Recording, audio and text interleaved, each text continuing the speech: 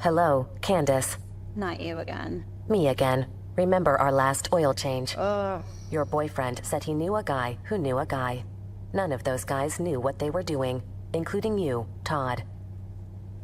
Silence your oil change anxiety at Valvoline Instant Oil Change, where you can watch our experts change your oil right from your car. Thanks for coming in. And finish in about 15 minutes. Valvoline. Service you can see, experts you can trust. This episode of Tap and Step is presented by Cover Zero Analytics, the leaders in next-level football data. Cover Zero delivers predictive matchup previews, classification-based grading, and customized analysis to football coaches who want more than the same old breakdown of tendencies. With Cover Zero, football coaches now have a tool that can measure all aspects of their team's performance. Cover Zero is built entirely around smarter data analysis, helping thousands of coaches find winning edges that don't always appear in film study. If you're a football coach looking for an extra advantage, Cover Zero invites you to join the hundreds of premier programs that have taken their scouting intel to the next level. Ready to see how the best teams win? Start with Cover Zero Analytics. Find out more at coverzeroanalytics.com. That's coverzeroanalytics.com. Last week I had to go to our corporate headquarters and actually got to meet our HR lady, Debbie. And she's wonderful.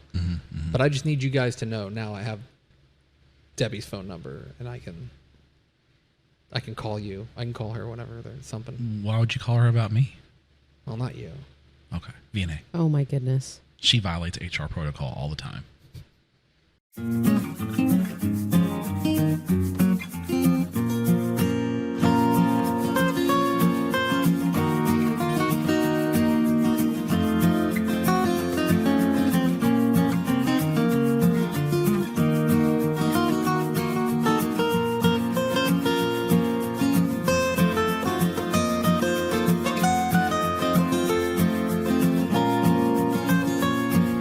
Tap and Step, your premium Texas high school football podcast from your friends at Dave Campbell's Texas Football and TexasFootball.com. I am the Tep, Greg Tepper. And I'm the Stepp, Matt Stepp. Thank you for being a Dave Campbell's Texas Football subscriber if you're listening to my voice but not seeing my face. And if you're seeing my face but also listening to my voice, what if you paid, this is a bad promo. I was going to say, what if you paid to not look at me and instead listen to it? TexasFootball.com/subscribe. But what I'm driving at is that you could have had this podcast earlier in the week. You could have had it on Monday. You could have had it on Monday night. when the information was fresh, hot off the press. Yeah, now it's all stale and stuff. But we do appreciate you watching. But it's not expired. It's not. No. Well, the Thursday games are technically expired. Then I know I'm going to draft one Thursday game. This is your Week 10 preview edition of Tep and Step. We do thank you for being a Dave Campbell's Texas Football subscriber. Coming up here in just a moment, a look back at Week 9, a wild, weather-filled Week 9 that ended up allowing Matt Stepp to overdose on football. I actually saw 5 games. Sick. I mean that both sick as in like you are sick, and also sick as in like dude, sick. Yeah, bro. I forgot to mention. Oh, and then we'll have our Week 10 game draft. I forgot to introduce our intrepid producer, VNA Moreno. Hi, VNA Moreno. Hey, guys. I could never forget you. VNA. You did for a second. Yeah, I know. I did, but then I remembered, and that's the key part.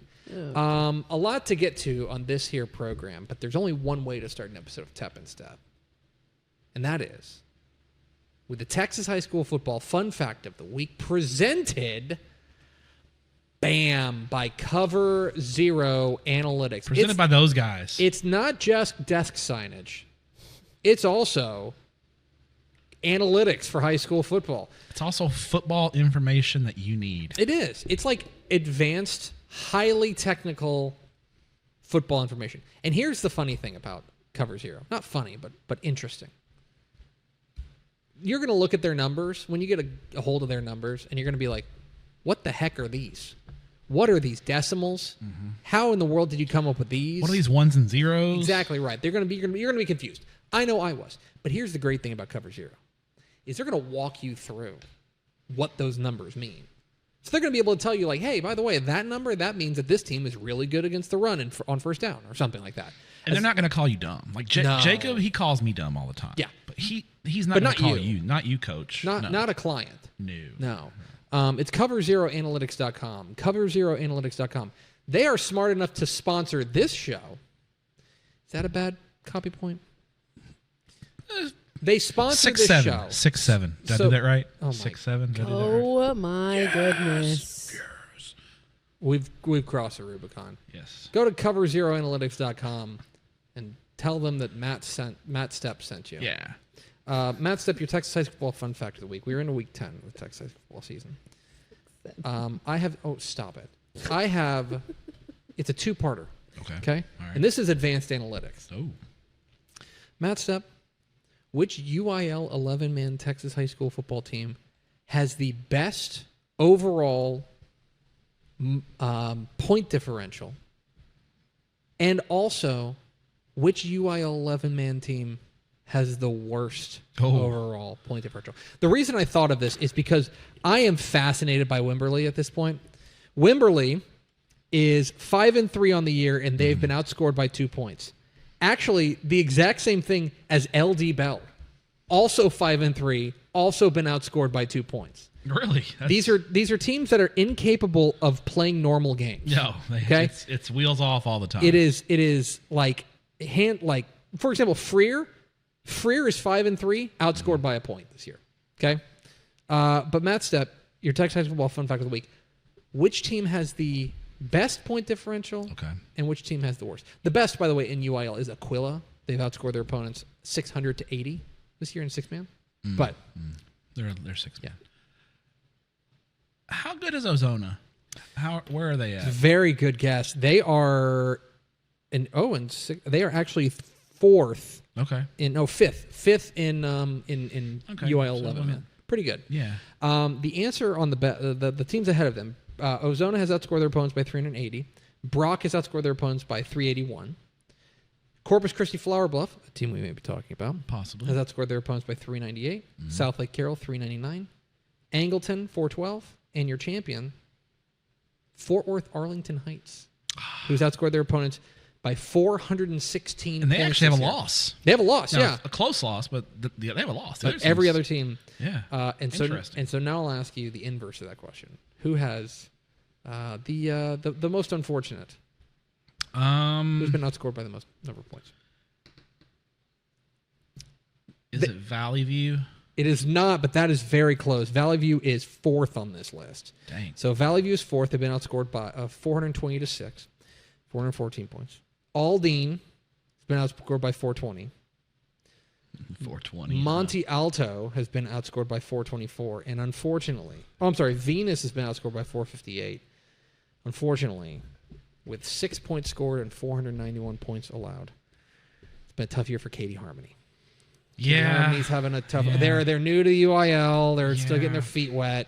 Actually, they have a win. They do have a win. It's a forfeit win. Yeah, forfeit win. Yeah. But actually, they were. I want to say, like last year, they weren't all that bad. They won a couple games last year. I think just kind of been a tough year for the Wildcats at Katie Harmony. Anyway, there it is. Your Texas high school football fun fact of the week.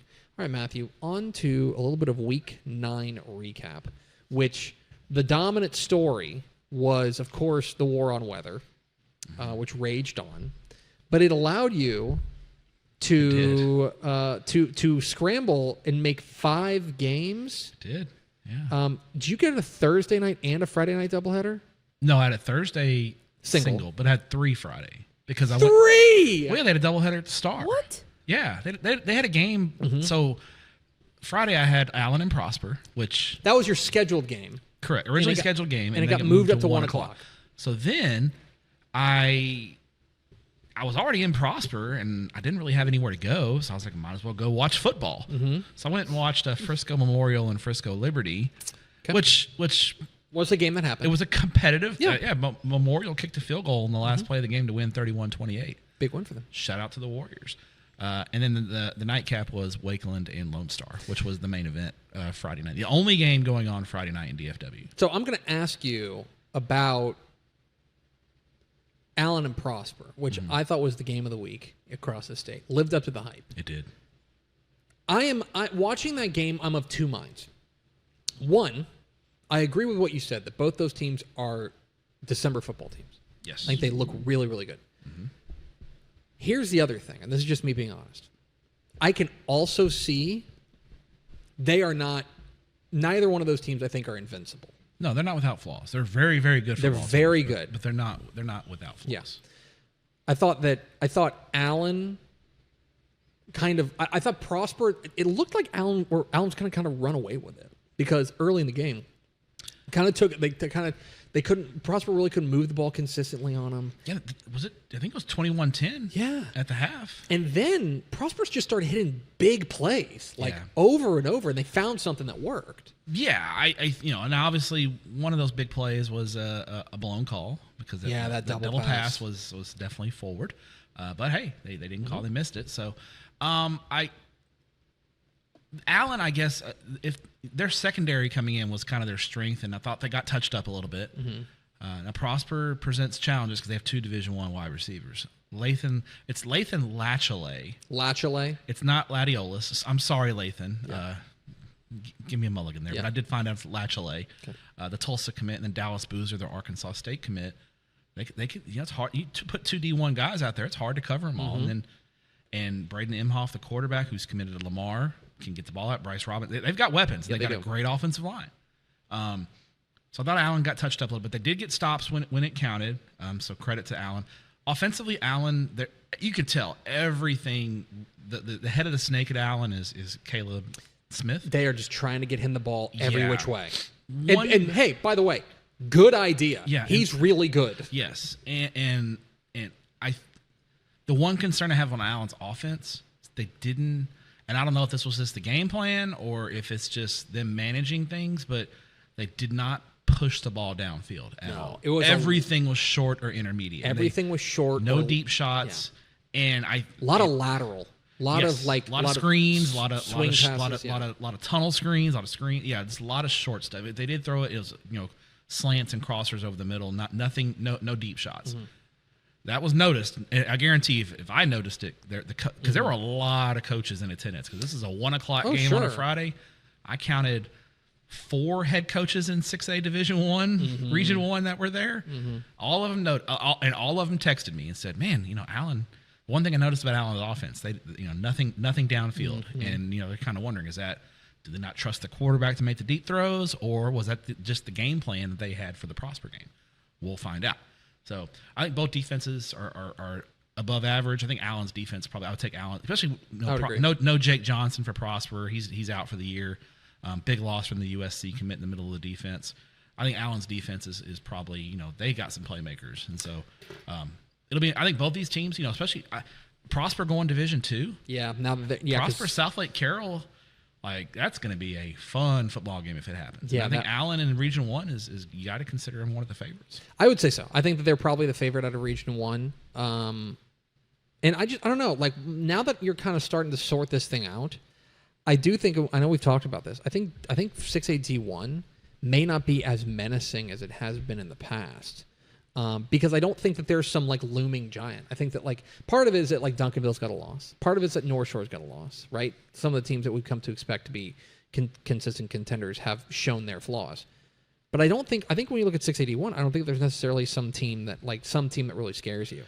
I think everyone's got a flaw. Yeah, I think so. They're everyone in 6A Division 1. There's no one that just you go that It was hard to find any flaws in North Crowley or Duncanville last year. Exactly right. Speaking of 6A Division 1, Lake Travis beats Westlake. They end a 6-game losing streak to the Chaps. We now kind of await where Westlake goes, D1 or D2. That's still a little bit up in the air, though. I think it's trending D2, if I'm correct. Yeah, Austin Bowie and Austin High don't play till week 11, I believe. That's talk about a hipster game candidate that week. Yeah. That could be it, because that's like the hipster game of the year. Yeah, I mean, because that's it determines a playoff spot, but it really determines Westlake's playoff spot as well, as far as which bracket Westlake goes into. I would like double checking to make sure it's a week 11 game. It is a week 11. Actually, no, it's this week. Oh. Maybe a hipster game? It's a huge game. But I thought Lake Travis, their defense is legit. You and I both got an email or a text or email from Hank Carter this morning telling us, you guys need to be talking more about... Well, listen, Clearly, Hank Carter doesn't listen to Tep and Step because we talked about Carter Buck last week. But Carter Buck's a dog. He's coming to Dude's Rock Band. To his point, he is having he's having an unbelievable year, and he probably does. We talked about him, but he probably deserves more praise. He might be the best defensive player in the state of Texas this year. He's pretty remarkable. A couple of teams I would like to upgrade to wagon status, if I may. Upgrade your wagon. Port Arthur Memorial. I think I'm just fully in on them being a wagon. I think they are a real problem, and I think I'm having a hard time thinking about who beats them. They're going to be dangerous. Now, it's Lufkin's first time. I believe Lufkin was it's the first time Lufkin's been shut out at Abe Martin Stadium since I believe 1979. That is insane to go to Lufkin and to pummel them like that. It's not a bad Lufkin team, folks. No, but Port Arthur Memorial, stomach for the fight. I would like to upgrade Bremont to wagon status. Pretty impressive 4 touchdown win over Chilton. I mean, they beat Chilton by more points than Chilton had allowed this season. That is impressive stuff. Yeah. Would you like to upgrade Mount Enterprise to wagon status? Speaking of we already thought their offense in Kagan Ash was a wagon. The defense is the problem. That's the concern. Yeah. Now, maybe they just hit the Kagan Ash button all the way through, and but fun button. I mean, Mount Enterprise and Bremont are in the same. They live in the same region. That's going to be Whew. And then they're not undefeated, and so I don't know if you can upgrade them to wagon status. However, we talking enough about Magnolia? It was pretty impressive. I mean, they're a fourth quarter collapse away from being undefeated. They had Klein Collins. They were up 42-24 in the fourth quarter, and Collins made a crazy comeback. Now, credit to Braden Scoggin and Klein Collins for coming back. But yeah, you beat Tomball 38-3. You had my attention. That was an impressive, and I believe Magnolia made their debut in the state rankings this week, if memory serves. They are very impressive. Any other Week 9 games you want to hit, or do you want to move on to Week 10? Let's go to Week 10. I think we've covered the. People are here to look forward and look forward. Watch Texas football today for your look back at Week 9. Look forward, we will, in the form of our Week 10 game draft. That's right. It's the Week 10 game draft, folks. If this is your first episode of Tep and Step, welcome. Here's how it works. Step and I will go back and forth selecting games that we are. What's the phrase that pays, VNA? Games we are most interested in. Thank you, VNA. She got it right this week. Most interested in. That can be for whatever reason. No matter what, you can just tell us. Like, we can just pick a game that we're interested in. So last week, Matt Stepp could have selected Dallas Spruce 39, Dallas Adamson 22. What a win for the Timberwolves. Big win for the boys from Pleasant Grove. Big win for the PG. Repping for the Grove. Absolutely. And this week, Matt Stepp could hypothetically select Reagan County taking on Colorado City. That's tough. Anytime I think of Colorado City, I think of Dan Ganey in his famous interview on the golf course. DCTF Live. Yeah. Whatever. Yeah. Elite interview. Colorado City's down bad. Colorado City got Christian Villarreal last week. Well, that happens. Christian Villarreal. By the way, your Christian Villarreal watch. We need a Christian Villarreal graphic. Yeah, and Christian Villarreal watch. He needs to average about 300 yards per game for the next 4 games. So 2 more regular season games and then 2 playoff games. If he averages 300 yards, he will undisputedly beat Ken Hall's record. Yeah, because he would do it in 12 games. The question will be how long the playoff run. They got a tough even if they win the district, the bi-district matchup is going to be tough. It's going to be difficult. A tough team with the big country. Yes. Anyway, but you can select whatever game you want. We're going to go back and forth 5 rounds, and then we'll have our hipster game of the week, a game that's off the beaten path that you want to be paying attention to. We had our fake coin flip before the show, and I won it, and so I'd like to protest that. I know. VNA, can I protest the coin toss? This game is being played under protest. Okay. This draft is being conducted under protest. Going to write a letter to the UIL. My first pick, 7 o'clock Friday night at beautiful new Bulldog Stadium in LaPorte. Yeah. Okay. It is, in my estimation, it's a really nice week. I was going to say the game of the week. There's a couple of games that could be the game of the week, but I think this is definitely up there.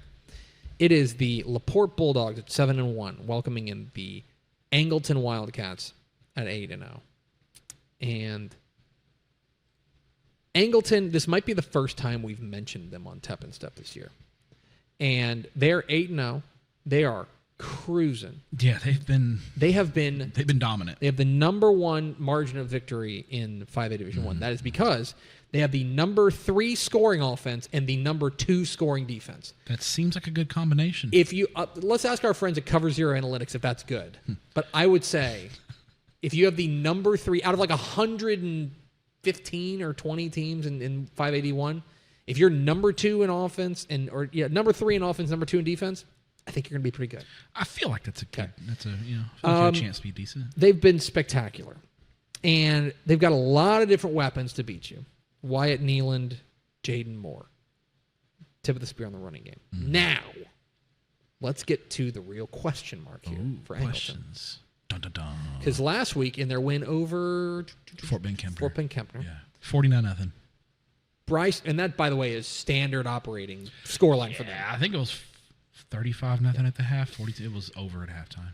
But quarterback Bryce Duran and wide receiver Wesley Jackson, their starting quarterback and their number 1 receiver, both left the game with injury. Both did not return. Correct. We do not know what their status is. Well, Coach Britton didn't send the injury report? No, somehow. We're not getting a high school football injury report? I didn't. Okay. Left the game with injury. We do not know what their status is. Yeah, I don't think we'll know till game time. That's a massive question. Yeah, we'll know when Angleton takes the field the first time. LaPorte is 7-1. That one loss on the year is to Port Neches Groves back in non-district. And I've been at LaPorte's last 2 losses. Clearly, Kevin Bernithi does not want me at their game. Banned from the stadium. If you see this man, I was at the playoff game against Angleton, and I was at the PNG game. The thing about LaPorte is I think they're real young. Like, their best player is a sophomore. Sean Simon. Yeah. The running back. He's already over 2,000 yards. He's been spectacular. I think their top wide receiver, Peyton Smith. Sophomore. And one of I would say their best defender, or at least their most splash-worthy defender, Caden Watson, is a junior. They got a lot of youth on this team. Yes. Seniors sprinkled in. Yeah, Aiden Sines, a 3-year starter at quarterback, but they also play a sophomore, Josh Wells, at quarterback, and they have one of their better corners is a freshman. Yeah. It's like there's youth there. So this is for the district 8-5A Division 1 title. No, 11-5A Division 1 title. Yeah. And here's the thing. We have I think there's 2 questions, and the burden of proof is on Angleton here. 2 questions. 1, who plays?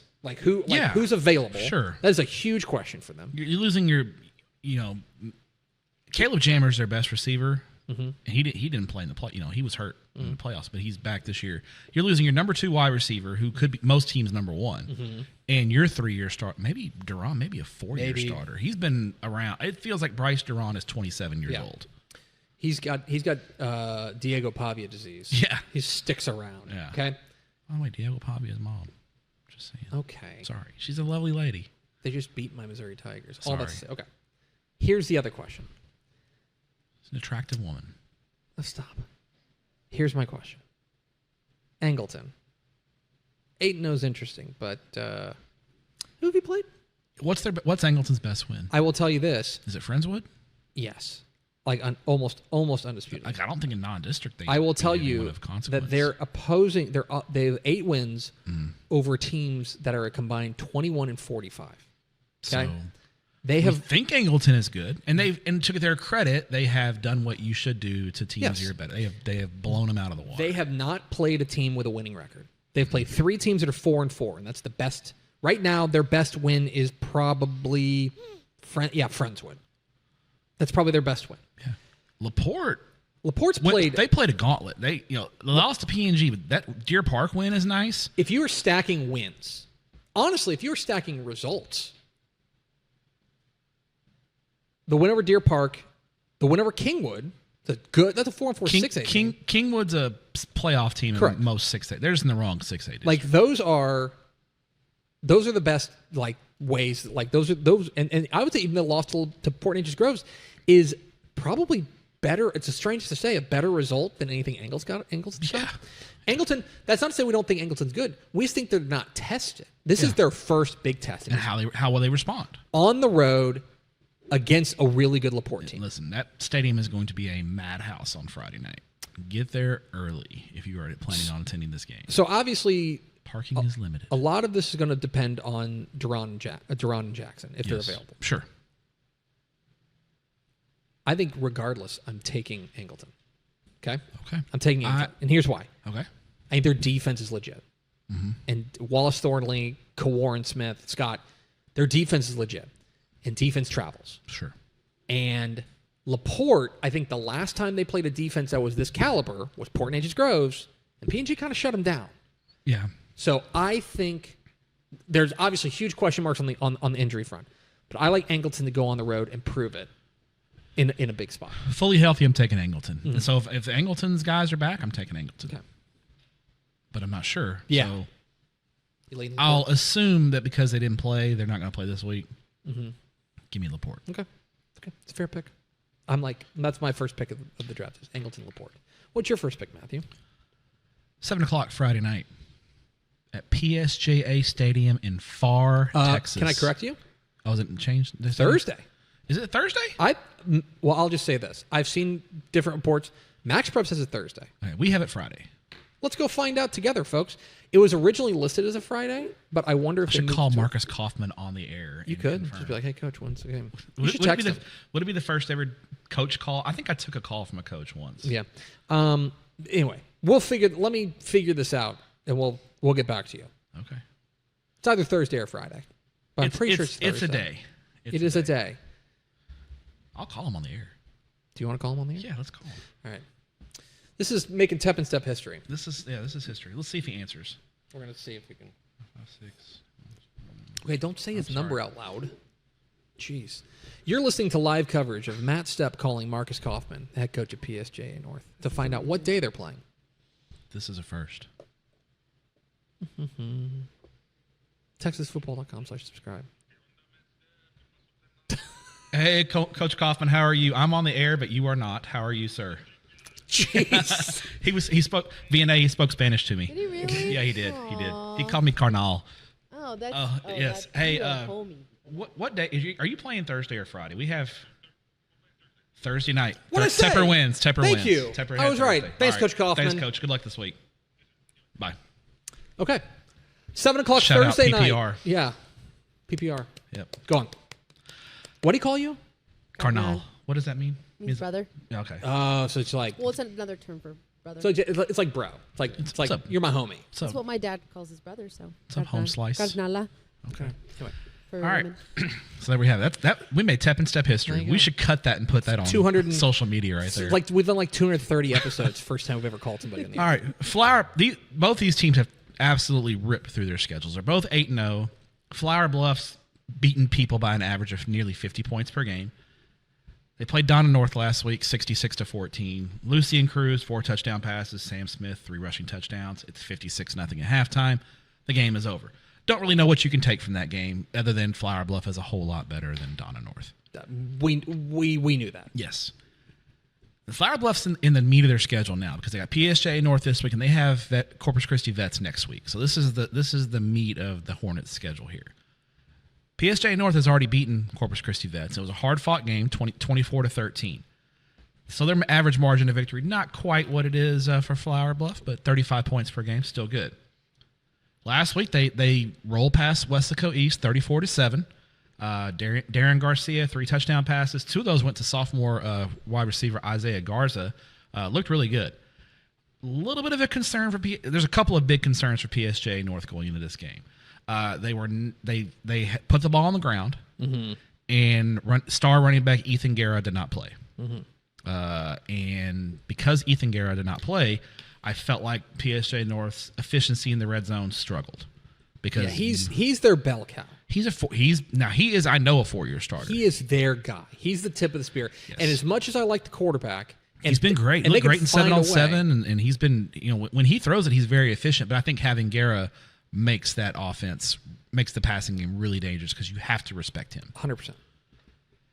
I don't know if Guerra's playing this. I should have asked Coach Kaufman that. You should. I definitely was not going to Okay, ask him that yeah, on the might air. be, Yeah. But, By the time, no, this is audio version. I was going to say, by the time people watch this, that's why you should be a subscriber. oh yeah. So basically, you're going to know the result of this game if you're not a subscriber. So this is the whole reason you subscribe is because you will get the preview of PSJ North Flower Bluff.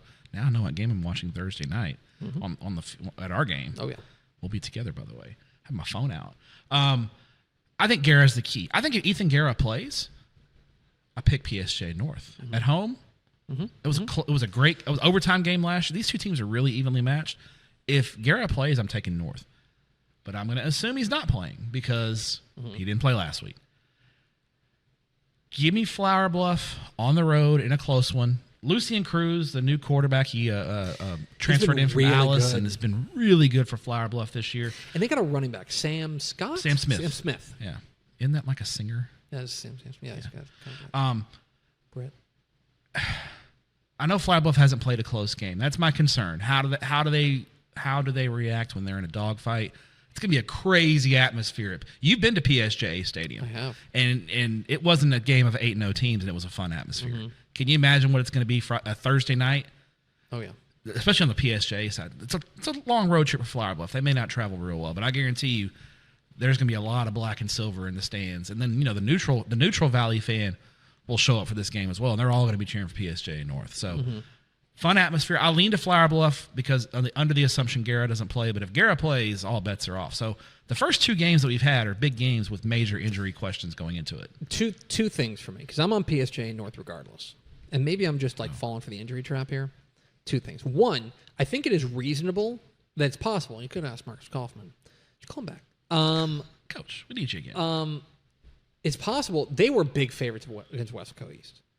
And it is possible that they said, hey, we're looking down the road. We can win without you this week. Get healthy. Get right for the game. Get 100%. Get 100%. Quite possible. That's Quite possible. Here's the other thing. The PSG North defense is gnarly.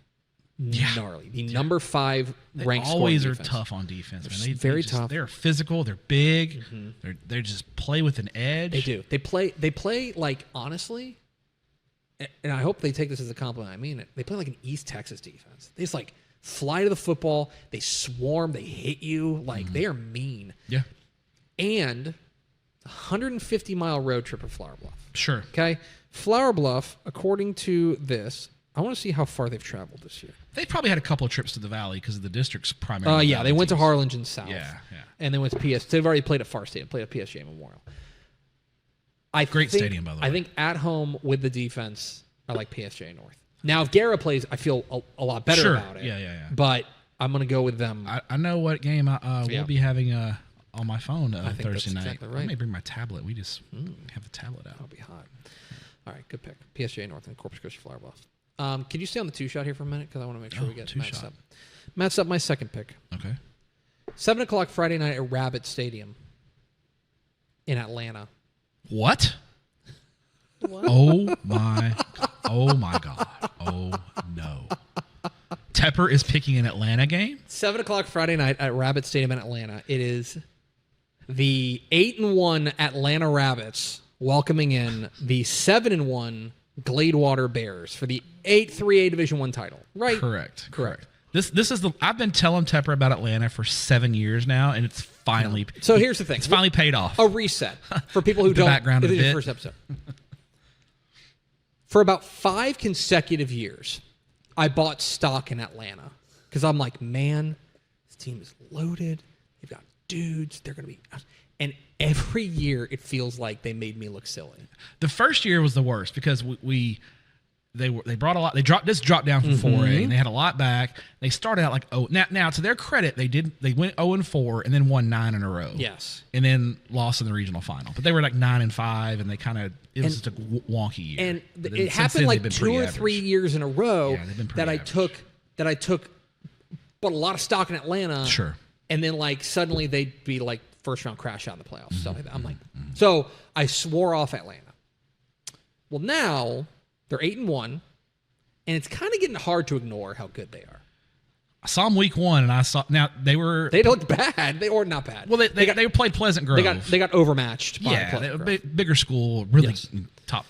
But they're really good. But it's also now in hindsight you can see why, because like we talked about LaPorte being young, bro. Atlanta is playing children. Okay, they only have 5 seniors. They have a freshman quarterback in Braden Thompson, and their best player, in my opinion, Sophomore, C.J. Whaley. That name rings a bell. That is the son of former Texas Longhorn Chris Whaley. Yes. And C.J. Whaley is a freak show, y'all. Okay. They have two of the most electrifying players in East Texas. Yeah, Jaden Riley. Yeah. They are loaded, okay? And they can fly. They've got playmakers. Jermaine Lewis at Gladewater is on the short list for 3A Coach of the Year. Yes, 100%. He's, he might even be getting some consideration, like as this overall coach of the year in the state of Texas. He's done a fantastic job. First year guy. Where'd he come from? He was there. He's He's been at Gladewater for a while. His son is Colin Lewis, who I believe plays at UNT. Oh yeah. Plays football at UNT. But he was like the girls basketball coach for a while, and also coaching wide receivers. He was like a receivers coach. Then got moved up to assistant AD, and he was the interim coach when before Johnny Louvier got the job, and he's been at Gladewater for a while. Well, let me tell you, he took over a program that had 3 consecutive losing seasons, which is not very Gladewater like, but they were in a downturn. Yeah, they're down cycle. Yeah, and now they're 7-1 and a legit threat to win this district. Jermaine Flanagan, they're hard charging running back. The thing about Gladewater, and I think back in the Halcyon days, like when they had like Dalen Mack and stuff, this is like, and when John Murphy was coaching them, their identity was like, we're going to run the damn ball at you and we're going to play tough defense. Yeah. And right now, this looks like a vintage. Yeah, that's their personality for sure. That's what they want to do. Yeah. Can the young stars for Atlanta step up on a big stage? Can Gladewater go on the road to a hostile environment and come away with a win? A lot of rabid rabbits will be in the house at Atlanta. Who dictates the pace of this game? And most importantly, is Atlanta going to burn me again? I like Atlanta. I do too. I like Atlanta. I like the rabbits here. And this is going to be clipped, and when they lose, and I just get You definitely got to go to this game. They on Texas are. football Here's tonight. the thing. Here's the best way to put it. Atlanta is my Lucy, and I am Charlie Brown. Okay? Every time I run up to kick the ball, whoop, they just pull it away. Yeah. Atlanta, redemption. Let's do it. Okay. All right. Let's do it. Atlanta and Gladewater is going to be a fun game. I'm proud of I'm moving. progress. This is growth. Yeah, This is growth. growth. This is growth. They do have a cool logo. Yeah, they do. You know? Do you know who the most famous Atlanta alum is? Who? Ellen DeGeneres is an Atlanta alum. What? Yes, I she didn't is. know that. She is. She's from Atlanta, Texas. What is your second pick, Matthew? Well, I'm going to stay in East Texas. 7 o'clock Friday night in Wascom. The Battle of FM 9. It's undefeated Elysian Fields taking on 6-2 Wascom. And talk about underrated rivalries. This is one of them. These two fan bases like to chirp at each other. There's online chirping here. And by the way, there's been online chirping from the Elysian Fields fans at our computer. They do not like the fact that disrespect season, the computer has not been high on Elysian Fields all year. And I'm like, if you want to chirp at a bunch of ones and zeros, go ahead. But I don't know what to tell you. So I'll tell you, Wascom's a 10-point favorite in this game. Elysian Fields, they have some room to talk. And I've gotten pretty good at like reading the computer's feelings. Elysian Fields is ranked. They're 8-0. They're ranked 44th in 2A Division 1. Okay, they don't like it. It has been noticed in Elysian Fields. I can tell you that. Now, I will tell you, I think a big part of that is that they have. Well, actually, I can't really figure this out. They have a really nice win over Beckville. I think I'll say this. Part of it is they started very low in the computer rankings, so they've been clawing their way up. But that win over Hawkins is a good win. Yeah. That win over Beckville is a good win. I would say, here's a hot take. I think their win over Maud was a pretty good win. Yeah. Well, it's not a bad team. It's interesting. So I'm gonna give you one name when we talk about Elysian Fields that you need to keep an eye on. Remember Nunu. Brandon Nunu Kennedy. That's his nickname. Mama calls him Brandon, but I'm gonna call him Nunu. He is among the most electric players in all the state of Texas. Be it quarterback, you can put him at running back, you can put him at receiver, defensive back, returning kicks. Brandon Nunu Kennedy has been the most dominant player in East Texas this year, in my opinion. Last week, he runs for 2 scores. He throws a touchdown pass. double-digit tackles. The dude is everywhere. He is dynamic and explosive. They beat Ore City 38-7. No notes there. Thursday night win. Alex Simmons had a couple touchdowns. Also caught the touchdown pass from Kennedy. But Nunu is the head of the snake. You know, he as he goes, Elysian Fields goes, and he's been going bonkers all year. Now here you get Wascom. Now a couple of weeks ago they lose to Beckville, and that loss doesn't look so bad. Beckville's kind of got their wheels. Beckville got off to a really slow start. They got their wheels back on. Well, they started 0-2. Well, yeah, and then they started hitting the Jordan. Well, I found out Jordan Prince was banged up and didn't play a lot in those first 2 games. Okay, so they hit the Jordan Prince button. Yeah, the D1 running back. By the way, Matt Stepp Dog of the Weekend winner right there, Jordan Prince. You were at Wascom Big Sandy last year. You know how it went. It went similarly this year. 61-7 Wascom. Nate Espy and Julius Irving. Nate Espy's a dog, man. Yeah, 2 touchdowns each. That option game gets rolling for Wascom, and those guys hit the edge, and they are dynamos. They are. It's funny. It's funny to watch. I love watching East Texas option teams because it's like they run a different. It's like a totally different offense from like if you watch these like plodding 3 yards in a cloud of dust type option teams. These teams are like Wascom hits the edge and it's just like. Phew. Yeah. They get the edge and it's gone. I've gone back and forth on this one. I think Elysian Fields has the best player in the game in Kennedy. I think Wascom's overall probably a little more talented. But this Elysian Fields team plays with a chip on their shoulder. First-year head coach Bo Maines has done a really good job. I think as long as Elysian Fields is sound against the option and plays their assignments, I think they'll slow Wascom down. I'm going to go against the computer here. And it's not because the Elysian Fields have been chirping at me on social media and message boards. But I like this Elysian Fields team a lot, and I think Nunu gets it done. Give me Elysian Fields in a close one. A little bit of, I guess, from a computer standpoint, an upset, but they are 8-0. I'm going to go with Wascom just because I want the smoke. Okay. And Elysian Fields fans can be. I do like Nunu Kennedy a lot, and I think that they are a team that is playing really well right now, and that's going to be that's I think like they've gotten better each and every week. I don't know. I think I like Wascom at home. I guess that's in a big rivalry matchup. I think I'm going to lean towards Wascom. It's going to be a full house. Elysian Fields, I believe, technically is in the city limits of Wascom. Maybe Marshall. They're close. Yeah, be a fun matchup. There, Wascom and Elysian Fields. My third pick, Matthew.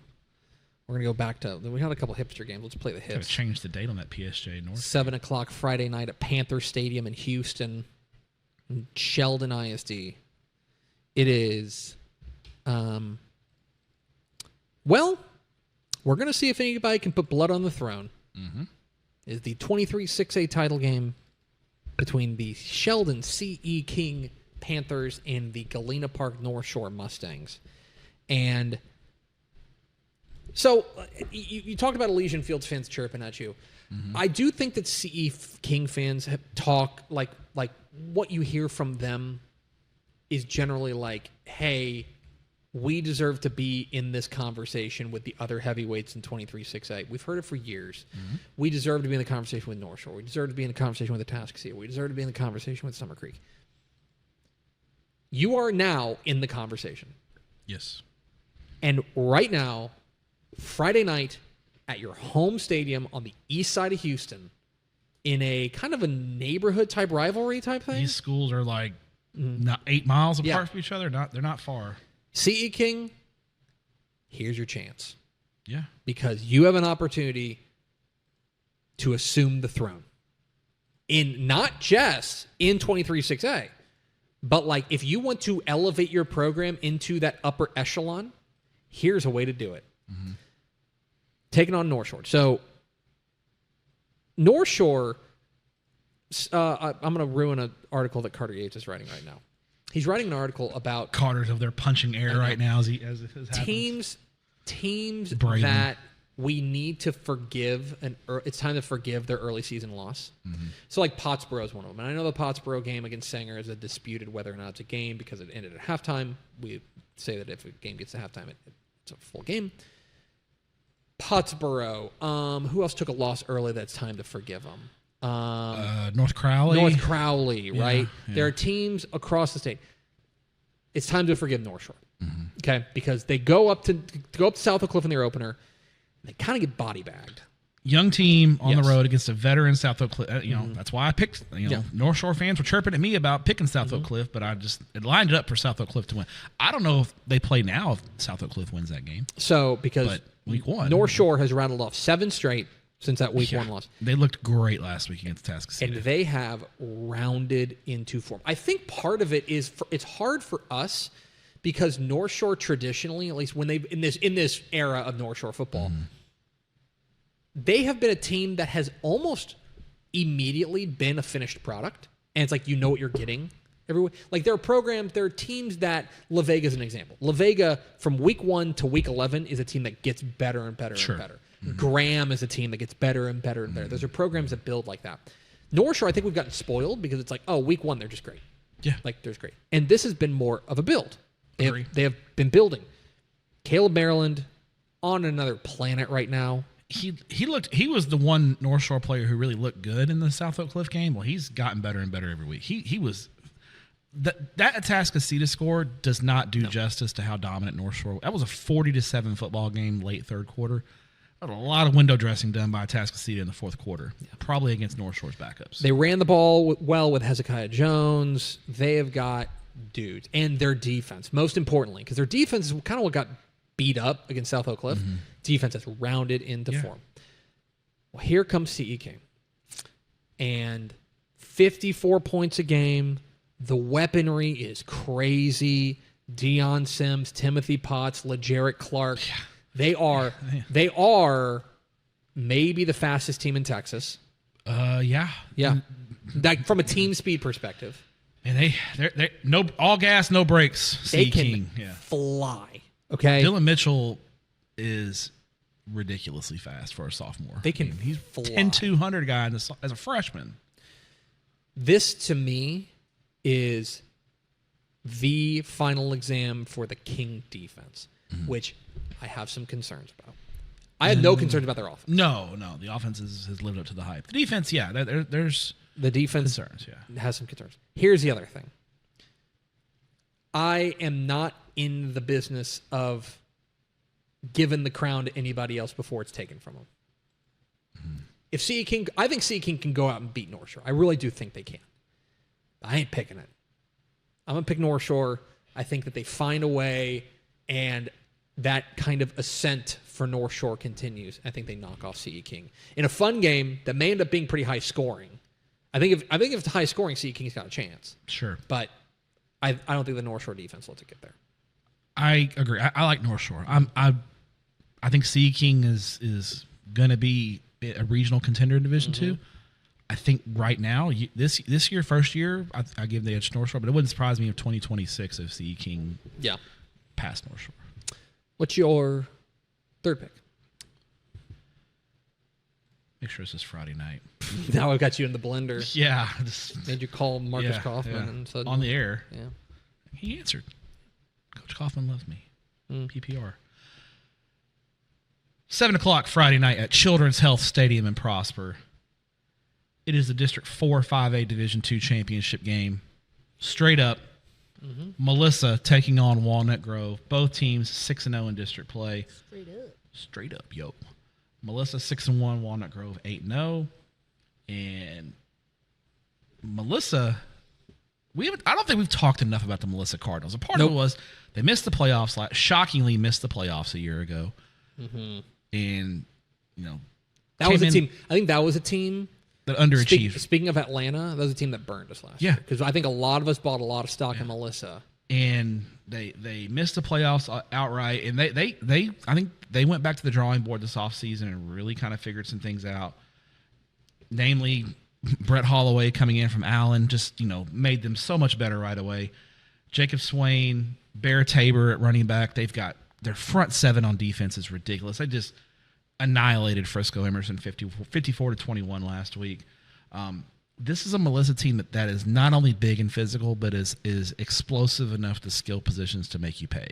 And that's where I think Melissa last year really struggled. They were just a plodding football team that just couldn't run away from anyone. And they wanted to play in a phone booth, and if you got outside that phone booth, you were going to make things happen against Melissa, and they struggled.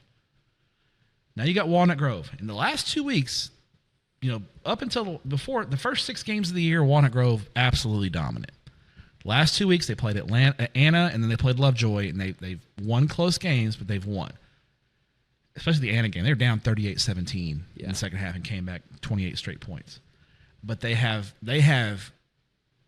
rode the bus for Cam Newton. They're running back. They have gotten on that train and said, "Take us to the promised land, Cam." Against Anna, Cam Newton had 54 touches from scrimmage. Against Anna. He had 43 carries and 11 receptions. What in the world? Okay.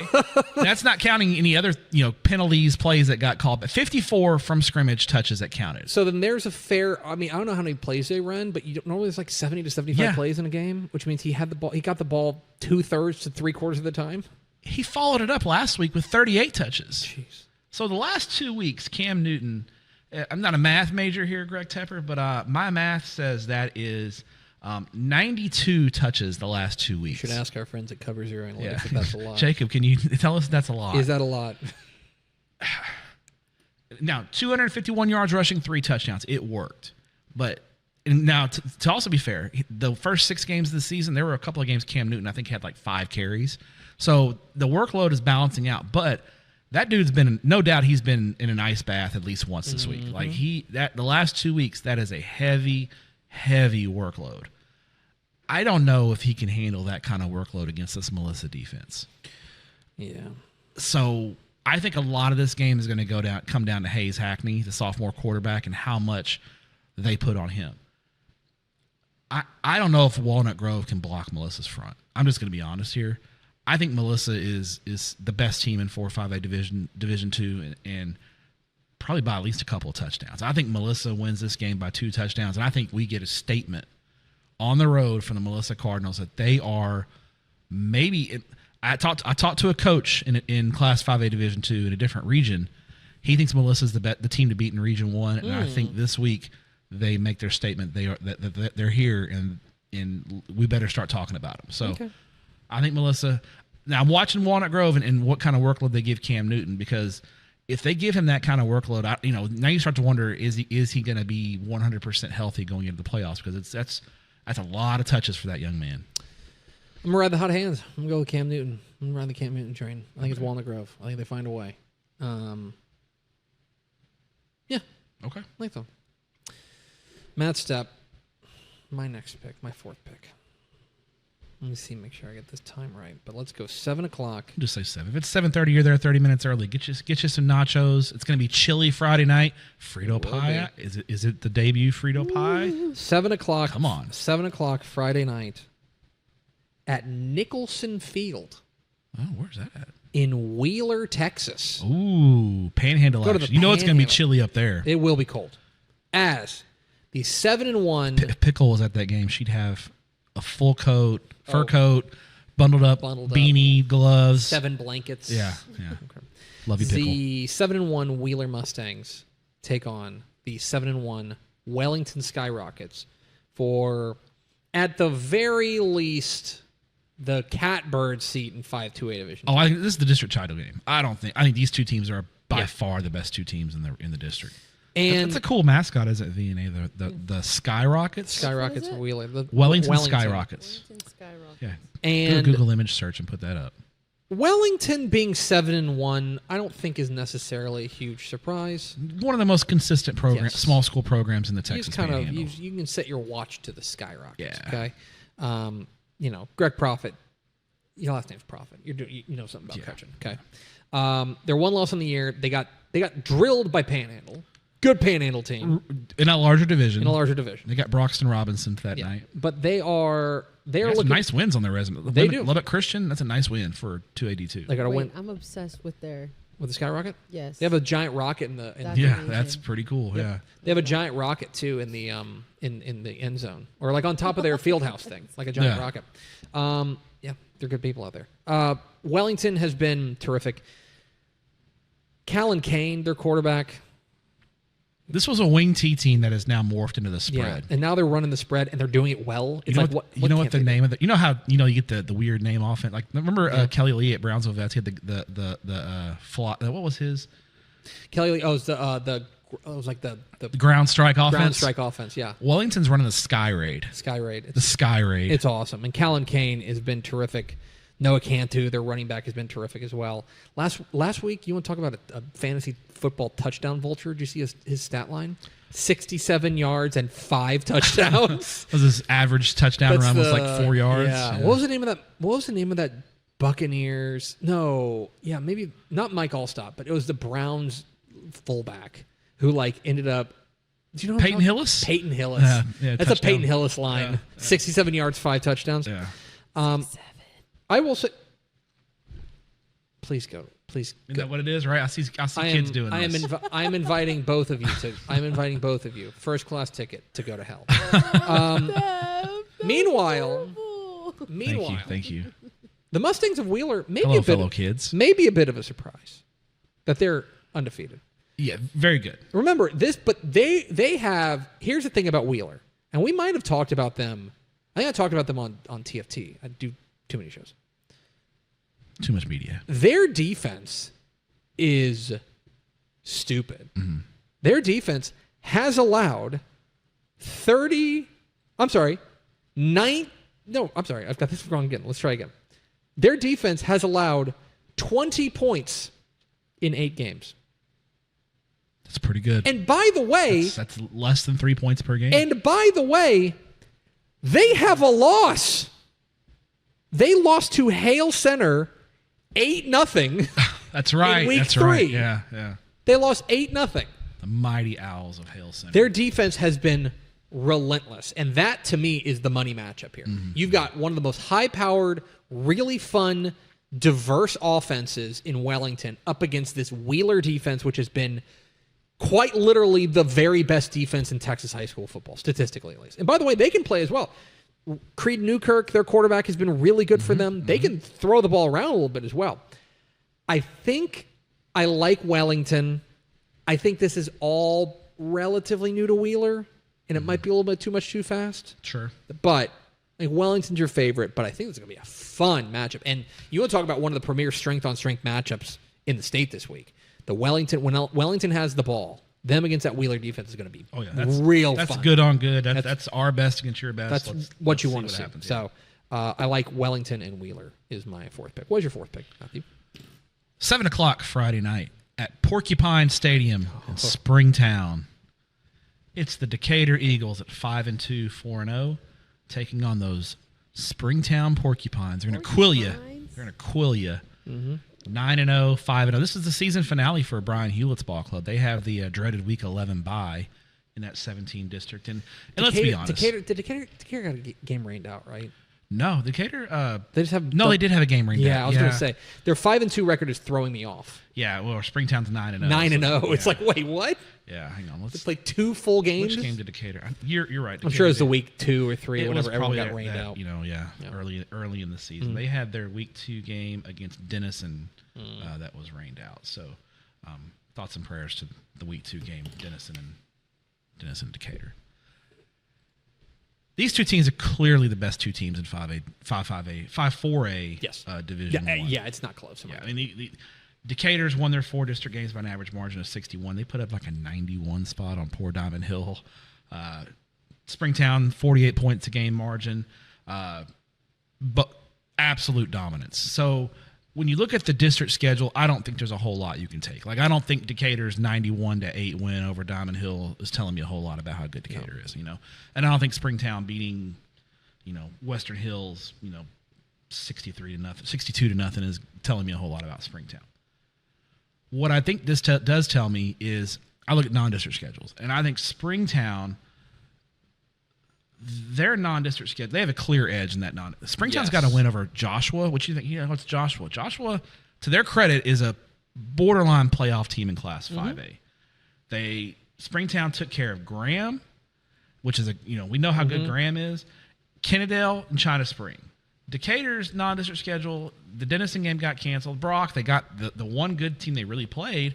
The two good teams they played, Brock and Argyle Liberty Christian, they got beat. Now, they do have an impressive win over Graham as well, 50-15. So, I think these two, I give the edge to Springtown. I think Springtown's a little more battle-tested in non-district.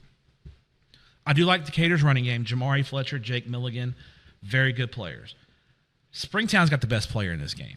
Kane Hill, their junior quarterback, he operates behind one of the best offensive lines in the region. Dude just makes plays. I think he can take a football game over. And I think Springtown, the edge in the trenches is really stands out to me in this football game. Tepper, I think the game being at and Decatur, the one edge I think Decatur has, they've had 2 weeks to get ready for this game. They're coming off their bye week. Springtown's played 9 straight games. Now, I don't think Springtown's really banged up because they're 5 district games. They've gotten to sit a lot of guys and they've only played a half. So I think they're coming in relatively healthy. I think that the 2 weeks to prepare for Decatur is an edge. I think Kane Hill in the fourth quarter puts Springtown on his back and makes a couple of plays. I think Springtown's state ranked for a reason. Give me the Porcupines. I like the Porcupines. To quill them. I like the Porcupines as well. Yeah. Look at this. Yeah. Look at that. That's an awesome run through. That's awesome. Yeah. Great run through. It's great. Shout out to the Springtown Booster Cool Club stadium, too. Oh, Porcupine Stadium's great. You know what they serve in the press box? I don't. Chicken Express. Oh! Get a yellow box in there and you're good to go. I'm missing a yellow box. All right, Matt Stepp, my 5th and final pick.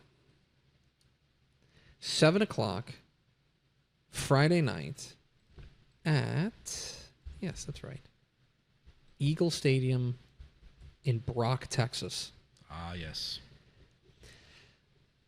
Let's revisit the weirdest, like it's the new Malakoff Grandview, the weirdest relationship between two teams in Texas high school football. That's right. It's the Brock Eagles at 8-0, welcoming in the Graham Steers at 6-2. When we last left these two teams, you might have remembered last year how their seasons went against one another. Mm-hmm. In the regular season, this time last year, about a year ago, Graham drilled Brock into the core of the earth. Beat him bad. 38-0, and honestly, wasn't that close. No. It was a demolition. Yeah, Brock went to Newton Field and took one on the chin. Yes. Which doesn't happen very often No. with Brock. And it was a real... I would love to go back and listen to our Tep and Step from sure week we 11. Said Brock's just not ready for Where 4A. Hey, welcome to 4A, buddy, and stuff like that. Let's see. A month later, in the regional final, they have a rematch. Remember, this thing went 38-0 Brock, Graham the first time. So you will be stunned to know that Brock beat them 12-10. Yep. It was like a really cold and rainy night too.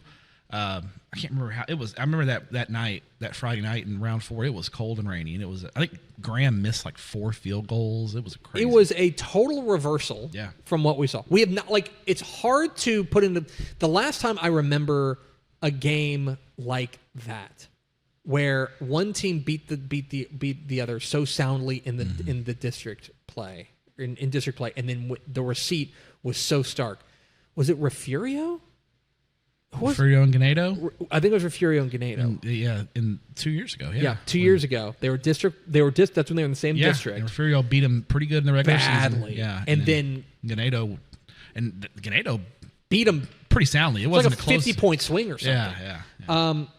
So now you get a return match here, and Graham, the roles are reversed. And the roles are reversed. Yeah, because Graham is 6-2.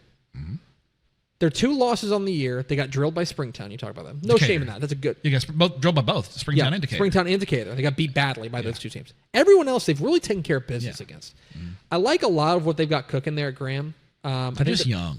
They're young. I like their sophomore or their junior quarterback. I'm sorry, their senior quarterback, Jace Gill. I think he's been very good. They've got a Colt Taylor. Their running back has been strong. This is a team that, aside from those 2 lapses defensively, has been pretty good overall. Sure. Well, here's Brock. And Brock is, speaking of teams that are undefeated that we're not talking enough about, here's a Brock team that is, we are approaching wagon status. They're really good. They are 8-0, and they are beating their opponents by an average of 48 points a game. They're off. That Brock's.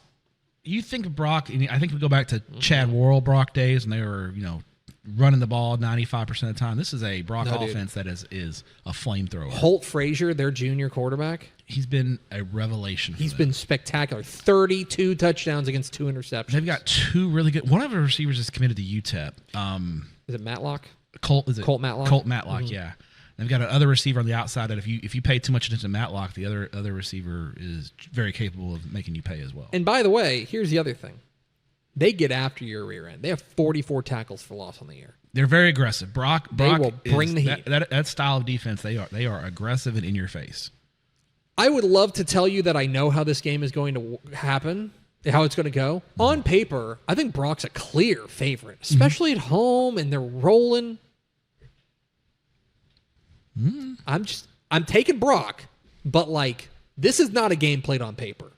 There's a lot of emotion and energy in this game. That's just who comes out if Brock comes out flat, Graham can put him in a vice, and suddenly it's what are you gonna oh no, it's happening again. It's a fascinating ball game. I like Brock, but the history here is just singing at me, and I'm interested to see how this one plays out. Their third meeting in a year. You have a fifth and final pick, Matthew? I do. I'm just trying to figure out what stadium it's at. You'll call Marcus Coffin? No, I can't call Marcus Coffin on this one. It's it's a nice stadium in Brock. That is a nice stadium. That's adorable. I love it. Give me just a second. I'm just going to find the stadium. Blue and yellow is also a really good color. It is a good color scheme, yeah. It is. What a beautiful day it was that day. It was a nice day. 7 o'clock Friday night. It's Cy-Fair FCU Stadium. Live on Texan Live. I was about to say, no Texan Live games.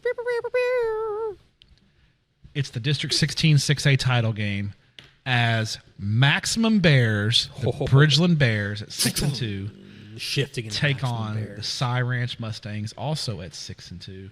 And a lot's on the line in this game. Not just a district title, but the number 1 seed in the Division I bracket. Both these teams are going to go Division I.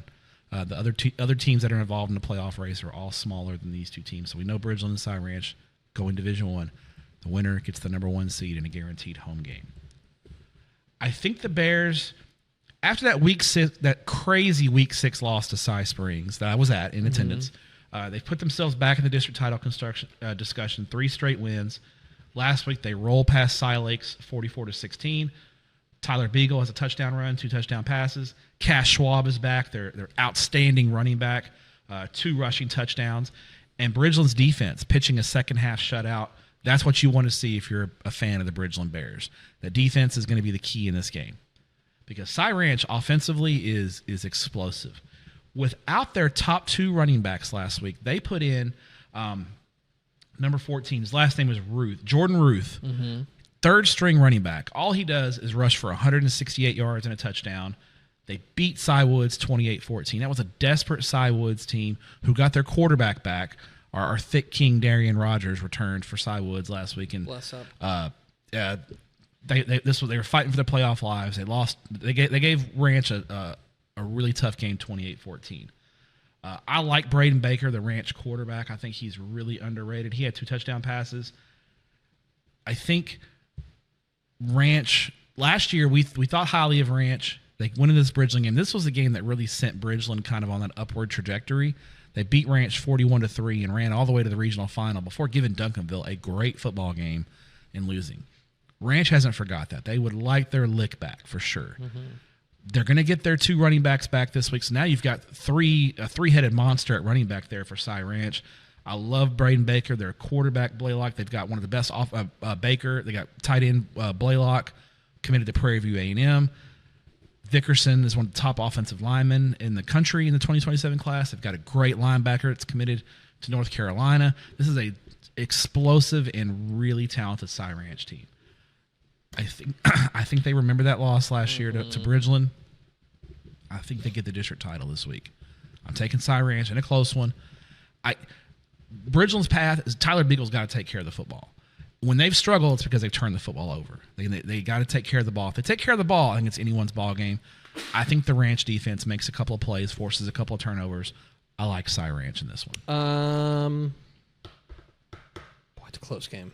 It is. It's a very close game. I think I'm going to be on Bridgeland. I think I'm just going to be a Bear homer. Be a Bear homer. Tommy Maximum Tommy Bear. Yarish I'm a is Tommy over there Yarish guy. high-fiving Nick Harris, covering the Cowboys. I'm a Tommy Yarish guy. And a Nick Harris guy, but Big Tommy Yarish guy. there it is, your Week 10 Big time game Tommy. draft. Stepp took PSJ North Corpus Christi Flower Bluff, Wascom Elysian Fields, Melissa and Prosper Walnut Grove, Decatur Springtown, and Cy Ranch Bridgeland. I took Angleton, LaPorte, Gladewater Atlanta, CE King North Shore, Wheeler Wellington, and Brock Graham. Good week. Good week. There's some really good games we didn't Can pick. I tell you a game that that would have been my sixth pick would have been Fairfield and Palestine Westwood? Lost a little luster. Westwood's lost to Tig last week, but Yeah, Fairfield's one of those teams where it's like we're not talking about them enough. 8-0. Collins, yeah. 8-0. Cole Collins has been awesome. Yeah. Really, really good. Louisville Geyer, San Antonio Southwest, San Antonio J, Longview North Forney. Brenham and Waco University, Midland Greenwood Seminole, Jim Ned Clyde, Clyde has been such. Idalou Those were all Slayton, my picks. Honeygrove Cooper. Yeah. It's a great week of football. I told you this week is awesome. Clyde is Clyde's been a real surprise. Yeah. And this is an opportunity. If they knock off Jim Ned, everyone's going to talk Yes. about them. It's now time for our hipster game of the week, a game off the beaten path that we are very interested in. Matt Stepp, what is your hipster game of the week? I'm going to go 7 o'clock Friday night at Bulldog Stadium in Tyler as the 5-3 Henderson Lions visit the 5-4 Chapel Hill Bulldogs in a game that's straight up for the. This is a playoff game. Yes. The winner is in the playoffs. The loser, especially Chapel Hill, if they lose, they're airing up basketballs because Chapel Hill's got the Week 11 bye. This is a straight up for the last playoff spot in District 9 4A Division 1. Chapel Hill had such a weird year. They started out great, and then they've lost. Now that they've lost 4 of their last 6 games, and their 2 wins are over Palestine and Maybank. They have just struggled in district play, and I don't know what it is. They've looked great. I mean, against Carthage, we thought, oh man, this Chapel Hill team, they gave Carthage all they wanted. So I can't put my finger on it. What's missing this year from Chapel Hill? But they have a chance to salvage their season this week. They beat Henderson. They're in the dance. Yep. Now they're going to have to go on the road in the first round of playoffs because 9-4A Division 1 and 10-4A Division 1 have a home agreement. So they're probably going to have to go to Bridge City or LCM. But Chapel Hill, they travel. Jeff Reardon likes traveling in the playoffs. So I don't think that'll be they've always gone to Houston and played. I don't think that'll be an issue. If they can just get in, that's the key. Henderson under first-year head coach Ricky Joe Meeks had 5-3. They've been good, but this against the better football teams, they've struggled a little bit. So I love these kind of games for hipster games, especially late in the year. These de facto playoff games. This is one of them. It's a great week in East Texas. We talked about Elysian Fields, Wascom, Longview, North Forney, Atlanta, Gladewater. This is another one of those great football games in East Texas this week, and there is a ton on the line. If you are a neutral fan in or around Tyler and you just want to go see a game with a lot on the line, there were 2 teams that are going to empty the bag in this football game. Henderson, Chapel Hill. Good pick. Matt Stepp, my hipster game of the week, 7 o'clock. It's strange to put this team in a hipster game of the week. 7 o'clock Friday night at Joe Parham Stadium in Frost. Home of the Polar Bears. The Frost Polar Bears welcome in. The Frost is sitting at 6-2. 6-2, yeah. Good year for them. We'll talk Great about year for them. taking on the Mart Panthers at 4-4. And it is time to start getting really serious about what's going on in District 10 2A Division 2. So, Bremond district champs. Yes. They're like, barring some total, if they were to lose Barring to a couple of monumental upsets. Hubbard, They have to lose both their games. Yes, they would have to. Yeah. Chilton, we feel pretty good about going into the playoffs. They got Wortham this week. They're going to go in the playoffs. Yeah. You then have 3 teams sitting at 3-2. And Mart plays them both over the next 2 weeks. Yes. They're at Frost, then they're home to Goldthwaite. Okay? The team that broke Mart last year. Correct. Goldthwaite, yeah. Now, Mart is... They've had such a weird year. Obviously, a new head coach. Tough schedule. Tough schedule. There's a lot on the line here. because Mart has made 21 consecutive playoff appearances. And if they drop this game to Frost, they are in real peril. They would need a win against Goldthwaite and some help to get into the playoffs. Frost ain't going to go quietly. This is a good Frost team. 6-2. They started off 6-0 and were rolling. Now, I think their schedule was a little bit soft in the early goings. Yeah. But you don't apologize for wins. No. Coming off a big win over Hubbard. This would be one of the biggest wins for Frost. They've never beaten Mart. Never. Interesting. Okay. I think they've only played like 6 times. But they've never beaten Mart. For Philip Gibson, this would be a signature win. And they can, I don't know if they can, based on the tiebreaker, I don't know if they can clinch a playoff spot outright. But they can put themselves feeling really good heading into Week 11 against, Frost plays Bremond in Week 11, right? So probably need to win this game. Yeah, you win this game. You've got tiebreakers over Mart, and then you're rooting for Goldthwaite. Yes, you're rooting for Goldthwaite to beat Mart in Week 11, so you don't get drugged into a three-way tie. Yeah. A ton on the line here. Okay. And Frost hasn't made the playoffs in 5 years. This is the second time Frost has been a hipster pick. Because Frost Goldthwaite was my hipster pick that week. There so you go. Big Frost podcast. Big Frost podcast. We're big Philip Gibson guys. Anyway, Frost and Mart is my hipster game of the week. Vianney Moreno, what'd you write down? I was actually writing down Big Frost guys. We are Big Frost guys. We are. I like that. We saw Frost last year. We did. So that's part of it. At the very end, we got some 6-7 jokes in there. Thank you. Upgrade your wagon. Yeah, upgrade to wagon. Christian Villarreal watch. Stepp is someone's carnal. Is what I wrote down. Yeah. Yeah. Does that fits, right, VNA? Yes, right, it does. Also, remember Nunu? Nunu Kennedy. They hit the Jordan. Oh, the button. Jordan Prince Jordan button. Prince, Beckville. yeah. Beckville hit the Jordan Prince button. And then Tepp wants to smoke. I want the smoke. Yeah. No, Elysian Fields fans are going to come after me. Yeah. I love you, Elysian Fields, and I'm a Nunu guy. Yeah. But I'm a Nunu guy. but I am going to take. So you're taking Wasp. But I am taking Wasp. Okay. That's right. Matt Stepp, where are you going this week? Well, the question is, where are we going on Thursday? As it's date night. Yeah, we got it. Our wives are letting us hang out together. Thursday night, we will be in Santo, Texas. Yeah, we will. For Lindsay and Santo. Big game for third place yes. in District 8-2A Division 2. Mm-hmm. Yeah, the other 2A Division 2 guy. The other big game in that district is Munster and Collinsville. Yes. Could have been drafted this week, too. Where's it going to be at? Santo. Santo is west of Weatherford on I-20. How far away is it? It's for about an hour and 15 minutes or so. Yeah. But here's the great thing is Tepper and I are going to meet Mineral Wells head coach Cody Worrell. Yeah, we are. At the Renegade Dairy Queen in Mineral Wells. And Tepper is going to visit the Renegade Dairy Queen for the first time. I'm excited. Oh, you saw Cody Worrell's text? His did. text literally was, anytime I can go eat at the Hickey Dairy Queen, I'm excited. It's called locally, it's called the Hickey Dairy. It's owned by the Hickey family. The capacity for Wildcat Stadium, W.A. Lewis Field, is 1,076. Hell yeah. And here's the other thing about that stadium. I put this on Twitter this morning. This will be my 300th Texas high school football stadium. Oh, wow. This will be the 300th stadium that I have visited, which just means I'm a sicko. Can I just tell you, I love TexasBob.com. Our friends at Texas Bob. I was looking. The great Bob McSpadden running it there. And I love, because they have if you go to TexasBob.com, it's got the stadium database, and they have the same info for every stadium. So no matter what, if you are Prosper in Children's Health Stadium, or your Santo, or your Santo, right? It's great. What I love is that it's like they ask, they're like, does it have a video scoreboard? It's like, nah, no, Santo. Sorry, yeah, it's all we got very a scoreboard. Yes. Yeah. Anyway.